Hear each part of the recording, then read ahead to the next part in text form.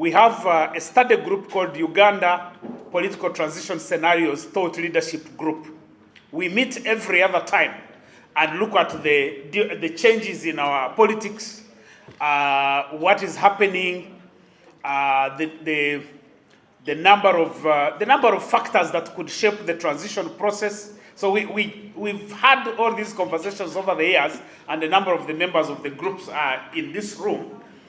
But in 2021, we decided to synthesize the work that we had done into a paper called Uganda Political Transition Scenarios to 2026 and beyond.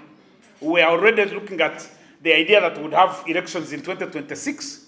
So we wanted to understand what would the situation look like as we move to 2026, and then the elections, and then after the elections. So we are trying to think and project the future, because that's what scenarios work does.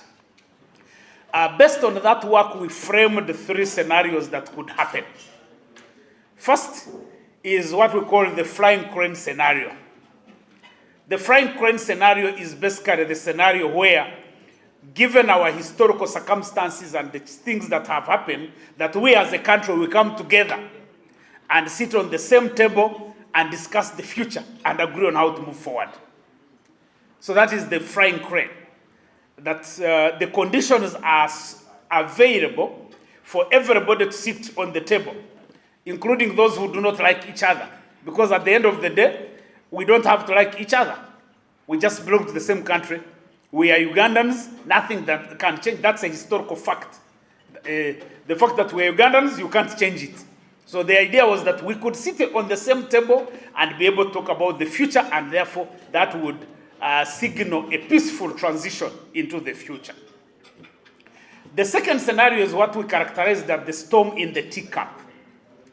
The storm in the teacup is really a situation where things are changing, but they are not changing. The more things change, the more they remain the same. So you have the economy is not doing well, the insecurity is prevalent, you are looking for jobs, you can't find them. So you can find that if you are looking for the good things, you can find them. If you are looking for the bad things, you can find them. And therefore, you are moving, but you are not moving. I call that, sometimes I call it developing in a circle. That around the circle, if you are developing in a circle, around the circle you are making a lot of mileage. You are clocking a lot of mileage, but when you think of the distance you've moved, you actually haven't moved very far. So that's the storm in the teacup scenario. And then the last one is the warrior mad king. The warrior mad king scenario is the scenario where the incumbent president, Museveni, we described this and said his mental programming is that he's a life president. So in other words, no matter what you have you think about him, he wants to be president for life, and all the institutions of state are being configured to ensure that he's a life president. So that means that the only way, and going by history, all the leaders that have pursued the life presidency project, normally violence escalates. It keeps on escalating over time. And that is evident even in our politics here, that if you look at especially our elections, you realize that our elections have been becoming more violent over time until 2021, when we had to kill each other. And now people are already dying, including people dying in the NRM primaries. So you can see that the violence is likely to escalate because those are the conditions that we have. So having published this paper and we continued to have these discussions, then we said we need to look at some of the factors that define the warrior mad king scenario.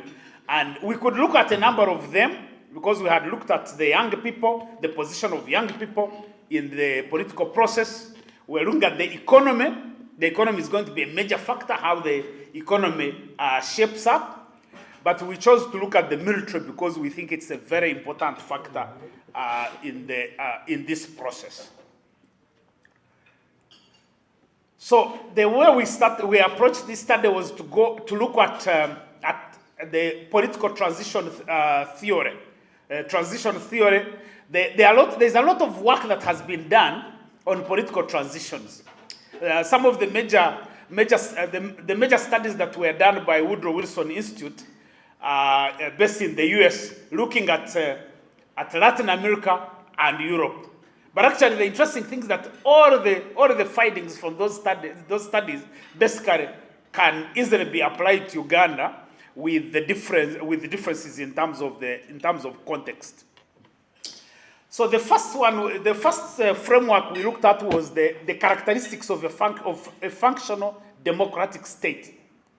Because basically, when you talk of transition, the understanding is that you are transitioning from a bad situation to a good situation. You are transitioning from authoritarianism to a democratic dispensation. So then the question was, what are the functional characteristics of a democratic state? The United Nations Development Program basically highlights 3 characteristics. One is presence, that the state is present in our lives, and it is able to provide the basic things that we need. Normally here in Uganda, it's called service delivery. People just call it service delivery. Sometimes you feel like if you ask people what is service delivery, you don't feel like actually people know what they are talking about. But it's a political jargon that we are delivering services. Some of you are politicians. The Gerards, if you go to campaign and say, I'm going to provide services, probably without even knowing also what those services are. But those are politicians. The second one is safety and sustainability. A state is supposed to ensure our safety. That wherever we are able to, you are supposed to feel safe. And safety in terms of the environment and the conditions in which you live. The challenge that we've had in Uganda here, when we look at and the reason we titled our paper the guns everywhere, is that everybody, there is a mental programming that we've been programmed to think that safety and peace is determined by the number of guns around you. So in other words, if you move around and see people armed with guns, then you say we are secure. They say, recently I attended a function in Ntungamo there of an LC3 chairperson. But if you saw the guys, the number of army men and the police who were carrying guns at the function, you would expect that they were expecting an ADF attack. That's Ntungamo. Okay.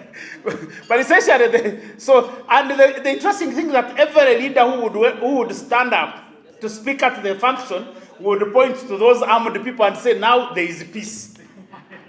So that's how we have been programmed to think now. And then the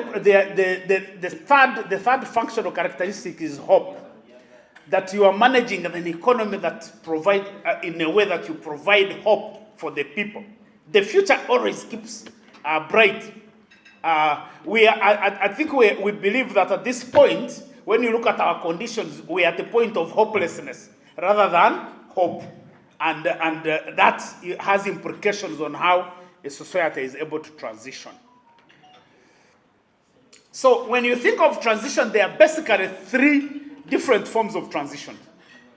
One is reform. That's according to the literature. You can look at 3 forms. One is reform. Reform normally happens when the incumbent regime is the one that is managing the transition. So in other words, a regime like the Museveni's regime can get into a comfort zone and feel like we are in charge, and therefore they try to reform the system. Normally when that happens, there isn't a lot of margins that you gain, because the ruling political elite is the one which is reforming, and therefore they are more focused on protecting their interests. The second one is compromise.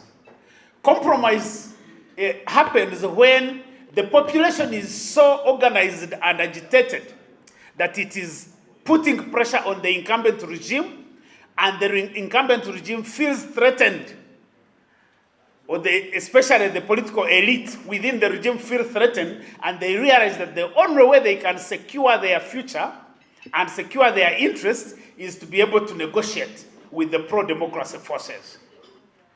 And then the third one is the overthrow. That if there is no reform and the population is organized and agitated, but you can't achieve a compromise, there is pressure on the regime that eventually the citizens and the security forces actually could get an alliance and overthrow the incumbent regime. So these are the three types of reform that you will see. When either of these will lead into a transition, and basically either it's a military coup or power grab that involves a military coup or a civilian coup. A civilian coup can be a constitutional coup, an electoral coup. Then there is the hybrid, where there is a compromise, and then of course there are democratic elections in some cases. So these are the different forms of transition that happen. But our major focus really was to see, so in these transition mechanisms, where does the military fall? And for us to be able to do that, then we had to understand how do we understand Uganda's military? So what we did was to take a historical approach and go back to the pre-colonial period and see how has Uganda's military been organized over the years.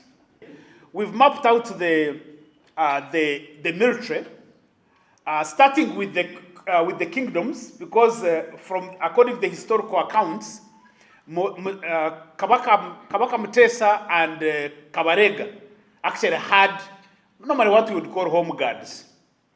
But as the colonials came in, they then changed these home guards into a standing army. Originally, they were really guys who were attending to the parish. But as the colonials came in, the fights between Buganda and Bunyoro intensified, and then they started training and equipping standing armies. But we know that in 1894, Uganda became a protectorate of Britain, and it was placed under the British East African Company, IBEA. I don't know if they still do the history where we study IBEA.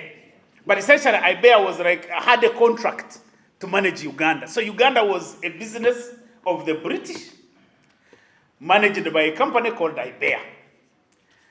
For the NRM people, I normally say that my understanding of NRM is like the contemporary version of IBEA.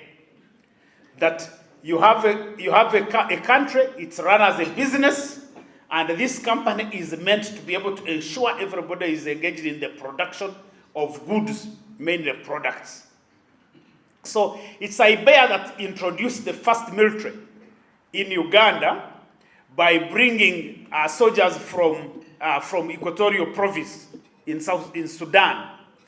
And so most of these soldiers who came to support the work of IBEA they were basically mercenaries comprised mainly of Nubians. So they are the ones who took over and started supporting IBEA in doing its work. Over the years, President Museveni has constituted a completely parallel military government that is parallel to the civilian government. So on the civilian side, there is an executive arm of government, the president and his cabinet. There is the legislature. There is the judiciary. With the enactment of the UPDF Act 2025, there is an executive arm of the military, which is the Defense Forces Council, because it has executive authority. There's actually the president and the CDF. That's the executive. There's the legislature, which is the Defense Forces Council, which has basically even because the language that is even used in the law is that the Defense Forces Council can prescribe, which is the language that we use in law, relating to the legislature. And then now there's the judiciary. So you have two parallel governments. So in this scenario that we've described, the warrior mad king, we envisage a situation where actually President Museveni can ignore you, the civilian government, your MPs, your LC5 councillors, chairpersons. He can ignore you and deal with the military. And if you bring Manyanga, we can bring you to the military government and deal with you. That's what you are going to see as we move forward. But essentially what the UPDF Amendment Act And read together, by the way, the one I didn't mention is the UPDF establishment 2021. Now that is another important document that very difficult to read, but when you are a researcher, you have no choice but to read it. When you read the UPDF establishment and the UPDF Act 2025, what you see is a complete shift of balance of power from we the people to the army.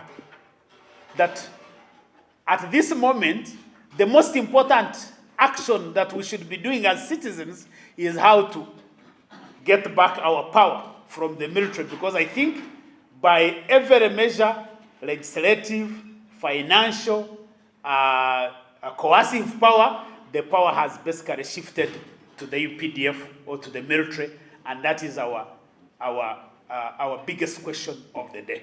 So thank you very much for listening to me. That's what I had to share with you.